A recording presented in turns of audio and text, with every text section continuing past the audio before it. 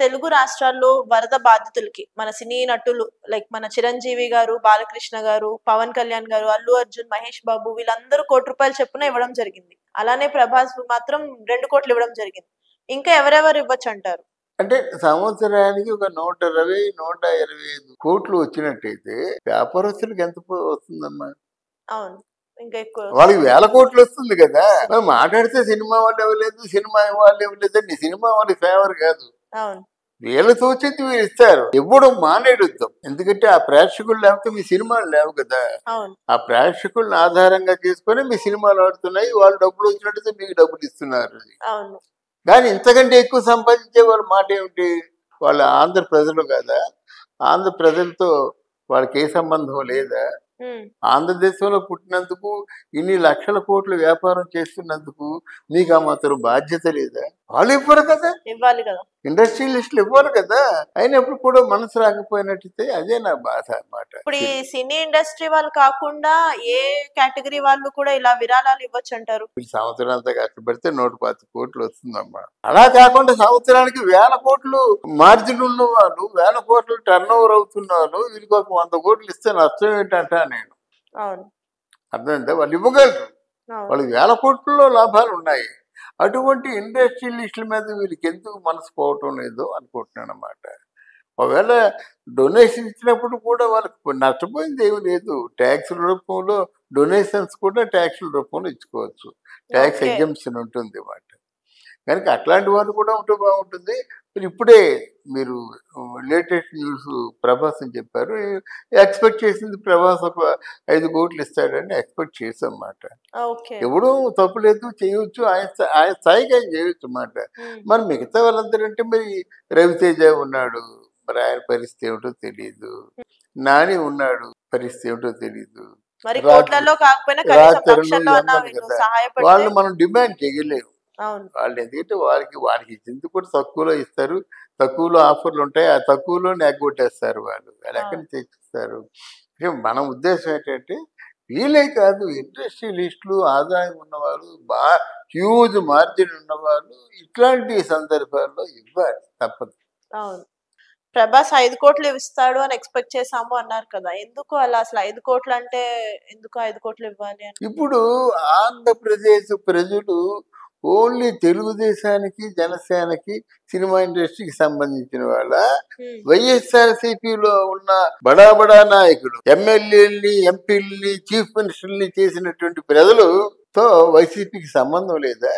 జగన్మోహన్ రెడ్డి ఎవడాడండి? మరి ఆ విడుదల రజని నోటితో చెప్పింది కదా, ఇప్పుడు నాకు 60,000 కోట్ల టర్న్ ఓవర్ అని. రోజా 4 నియోజకవర్గాల్లో నగరీ పరిసర ప్రాంతాల్లో ల్యాండ్, శాండ్, మైన్స్, భూమి కబ్జాలు చేసి ఆ స్థాయికి వెళ్ళిపోయింది కదా. ఏమన్నా డబ్బులు లేవు? ఇప్పుడు వైసీపీ పార్టీలో మంత్రి పదవి వెలబెట్టి 1000 కోట్లు సంపాదించారు కదా. ఆ 1000 కోట్లు సంపాదించిన వాడికి ఆంధ్రప్రదేశ్ ప్రజలకి సంబంధం లేదని చెప్పాలంటే ఈ సొల్లు ఒకటంతా వాగే బదులు ముందు ఆపదలో ఉన్నోడికి అన్నం పెట్టండి. అది మానేసి తెలుగుదేశం పార్టీ వచ్చేసింది, పవన్ కళ్యాణ్ రావడం మానేశాడు, ఎందుకు రావడం మానేశాడు? ఈ ప్రజలు నీ వాళ్ళు కదయ్యా, నీకు బుద్ధి జ్ఞానం ఉందా? ముందు నా వంతు 10 రూపాయలు అని చెప్పు. ఆంధ్ర బోర్డర్స్ లోనూ సైనికులు చనిపోయినారు.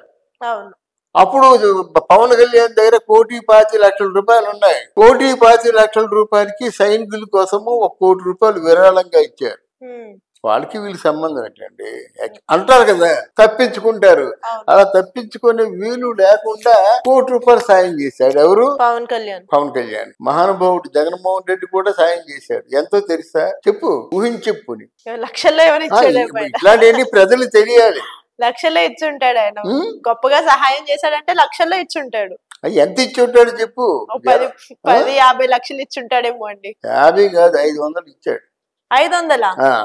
500 ఎక్కడ ఇచ్చాడు? ఆయన ఉంటుంది, నాకేముంది, దేశ రక్షణ కోసం విరాళం అండి. 500 మనసు రావాలండి. 500 జగన్మోహన్ రెడ్డి విరాళం. అందువల్ల ఇట్లాంటి వాళ్ళు కూడా ఉంటారు.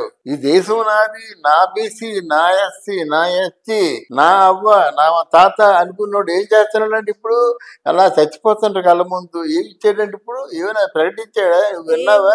1,00,000 రూపాయలు ఇచ్చాడా ఆయన? ఆ ప్రజలు దగ్గర నుంచి కదా మెక్కేసావు పూర్తిగా. నా ప్రజలకు అందవలసిన డబ్బు 1 రూపాయి కూడా అంతకంటే మొత్తం అది ప్రజలు తెలుసుకోవాలి. కనీసం ఆయన హోదాకి తగ్గట్టు ఎంతో కొంత విరాళం అనేది ఇవ్వాలి కదా, ఆయన బాధ్యత అది. అవునమ్మా, సీఎం గా ఆయన బాధ్యత నిర్వర్తించుకోవాలి కదా. మేము ఇప్పటికి ఎలక్షన్ లో ఓడిపోయి ఉన్నాము, బాధలతో డబ్బులు లేకుండా ఉన్న డబ్బులు ఖర్చు పెట్టేసి అదే అంటారు కదా. మరి ప్యాలెస్ లో కట్టించుకోవడానికి డబ్బులు ఎక్కడి నుంచి అవన్నీ లేదు, అంతా అవన్నీ రావమ్మా. వస్తాయి. ఆయన 26 జిల్లాలోనూ 26 ప్యాలెస్లు కట్టాడు.